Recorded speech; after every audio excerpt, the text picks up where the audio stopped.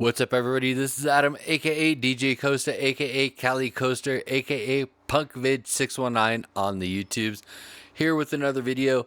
This one is about my journey as starting out on my first wedding DJ event. Now, I haven't officially been booked. I will not consider myself officially booked until the contract is signed and the deposit is paid, but it's pretty much a done deal at this point. They do want to use me, they do want to go with me, and I've already given them a few preliminary forms to fill out to help me curate, create, and provide the best experience possible throughout their entire event. And that's what I want to share with you today. This is step one of setting up the event as a wedding DJ. Now, this is not a specific wedding DJ video. This is basically an event DJ video, but because the first event that I am doing is a wedding, the documentation and the forms are created specifically for that event. And for those of you who don't know, a wedding DJ is a very involved participant in the experience. I used to be a ride operator and a operations lead for themed amusement entertainment, and that does translate very well into the DJ world, as 90% of the work that you do as a wedding DJ has nothing to do with the specific songs that you play, more so with the experience that you create. And these forms are designed to help facilitate that experience. So what I want to show you are the specific forms that I created for weddings, but they can also be used for other events. And I'm just going to show you kind of what I did. Like I said, this was my first step in helping to create that experience. This is the first video in a series of videos documenting my first wedding DJ experience. So the first form that I want to show you is going to be the preliminary event information. And that is my booking form. And what this form allows is for the person who wants to use you to provide you with some preliminary information for a wedding. Specifically, it's going to be the bride and groom, first, last contact information, because it's very important that you keep in contact with the bride and or groom throughout the entire setup process, as like I said, it is for them. So you want to make sure that everything that you do aligns with what they are expecting, because let's face it, 99% of the weddings that you are going to do as a wedding DJ, it's going to be their first wedding. And you want to make that as easy as possible so that they don't look back on the day and think, man, it was a huge hassle trying to get everything set up. You want to make it as easy and seamless for them, so the less stress that you create for yourself, the less stress that you create for them as well. You also want to have the names of the most important people that are going to be a part of this event. You got your maid of honor, best man, the bride, mother and father, groom, mother and father, the date of the event, the time that the event starts, the location of the ceremony, and the location of a reception, just in case they are going to be in two separate locations and they want to book you for both locations. You know where you're going to be for each of those mini events within the day. The theme, the colors, a lot of this helps you to set up your podium and your dress to match the event. You do not want to be clashing. You do not want to stand out, because you got to remember that the day is not about you as the DJ. The day is about them. You're just helping facilitate that event and create the experience for them. So you want to blend in. You don't want to stand out. You want to know the number of groomsmen, the number of bridesmaids, whether or not they're using a wedding planner And if they are, is it an individual or a company? And the contact info for that planner, because it is very vital that you keep in contact with that planner, because they are responsible for all the vendors, not just you. So the more contact that they have and the easier it is to get in touch with them and for them to get in touch with you, the better off you'll be to help take that stress off of the bride and groom. You also kind of want to know what music they prefer, because again, it's not about anybody else but the bride and groom at that point. So you want to make sure that if you're not playing specific requests from them, you're playing music that kind of aligns with what they want to hear, the experience that they want for their event. And then lighting preferences. Also with that, you can include if they want any special effects like fog, bubbles, or snow. If you have that available, let them know if that's something that they want to use. Lighting preferences, mainly because a lot of people have photosensitive vision, which means that bright or distracting light can make the experience bad for the guests. And also for your bride and groom, you want to make sure that the lighting that you use and the setup that you have does not disturb them as well, because they're the ones that are paying for the service. You want to make sure that you can accommodate them as best as possible. The next form that I created is the playlist, which basically outlines the music and songs that they want to use throughout the specific parts of the event. Music to play while guests are arriving, music to play while the wedding party is setting up. Basically, creating ambience to help curate the flow of the day before the ceremony starts.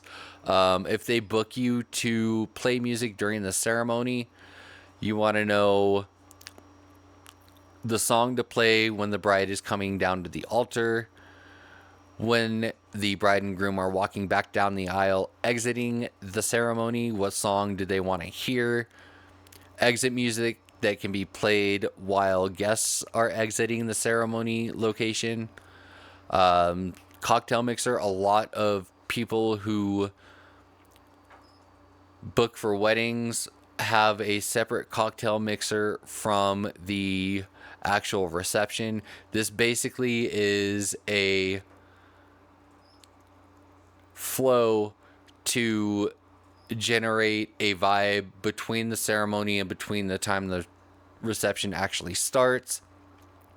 You want to have music to play during dinner. A lot of people, I know during my first wedding, the DJ asked for music to play when the groomsmen enter, and then music to play when the bridesmaids enter, and then a specific song when the bride and groom enter the reception. You definitely do not want to mess this one up. This one is very important. That is the first dance for the bride and groom. You want to make sure that you get that song right and you play the song that they want you to play, because that is probably going to be the most memorable part of the entire ceremony and the entire day for them.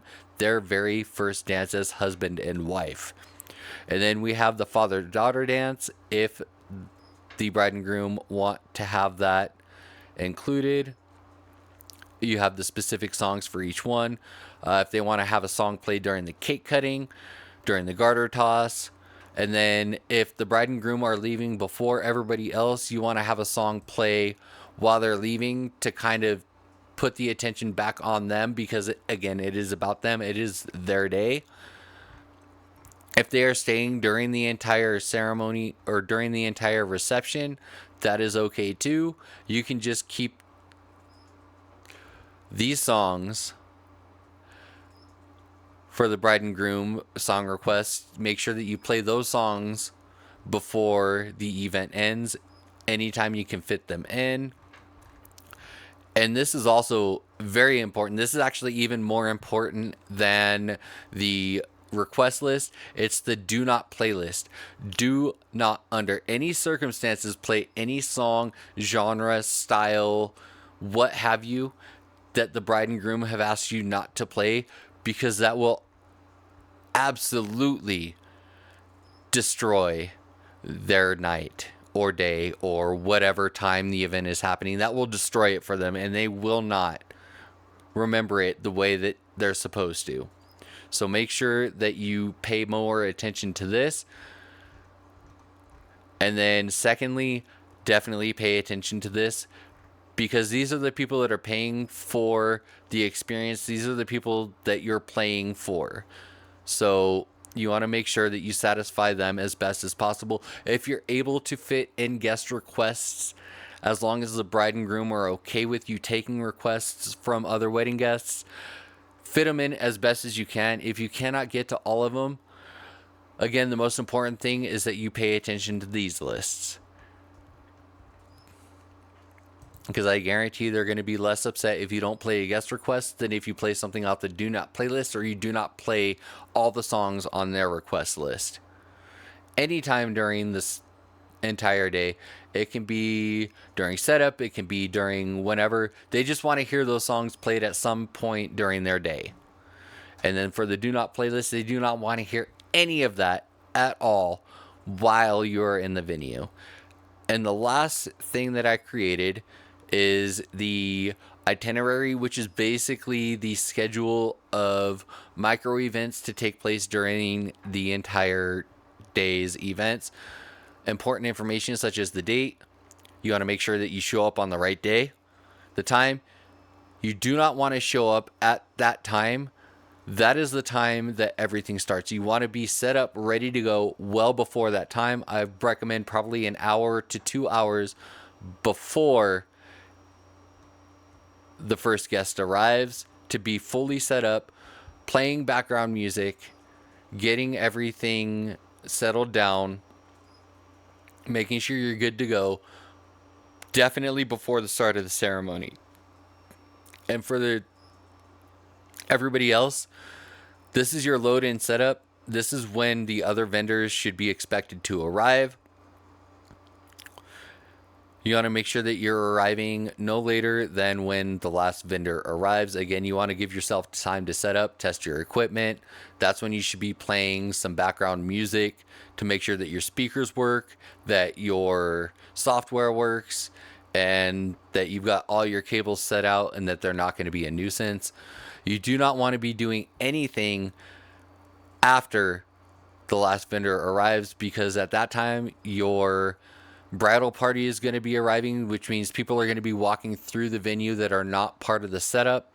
You do not want to be working around them. They should not be an interference, and you should not be an interference to them. Everything should be seamless at that point. And then on a separate note, if you're booked to play music during the ceremony and the reception, and the ceremony is at a separate spot at the venue than the reception, you want to make sure that you've got a decent sound setup for the ceremony, because they may ask you to play certain songs, different cues. Like I showed in the previous form, they can request certain songs to be played during parts of the ceremony for them. And then I included the cocktail mixer for the reception portion of the event, because the ceremony is the big part. Once that's over, to me, everything else is the reception. The cocktail mixer, again, is that time frame between when the ceremony ends and dinner starts, and people are just kind of hanging out, having a drink or two, relaxing. Usually during this time, the bride, groom, and the wedding party are off having photos taken, so the rest of the guests can just kind of hang out before the official reception starts with the dinner, the dancing, all that stuff. So the wedding party intro, that is very important. You want to make sure that you bring them in on time, keep them on time as well. You want to do the bride and groom introduction, and then basically the flow of the night. Typically, the toasts happen after dinner starts when everybody's seated and enjoying their meal, because nobody's moving around, so focus can be directed towards a certain part of the reception area to watch and listen to those toasts taking place. And then, very important, you need to know when you have to be out of there. So the venue empty is the very last time that should be filled out on this. You should not be breaking down and loading out at the same time that you're supposed to already be out, because the bride and groom will be charged extra if anybody is there after that time. And again, that will ruin their day. If they have to spend money that they weren't planning on spending, they will blame you, blame whatever vendor is responsible for that happening. So this is why an itinerary with a very detailed breakdown of time frames is important. So that's just kind of the beginning. There will probably be a lot more to talk about as we get closer to the event with this wedding specifically. And I hope you follow along the journey. If you want to continue watching, see how far this goes, see how well it turns out, click that bell button the bell icon down below. Click the subscribe button. If you have anything to add that I may have left out, or if you just want to make a comment in general or get in contact with me, use the comment section down below. Again, I'm DJ Costa. Thanks for watching. Be true, be kind, be real, be safe. Deuces.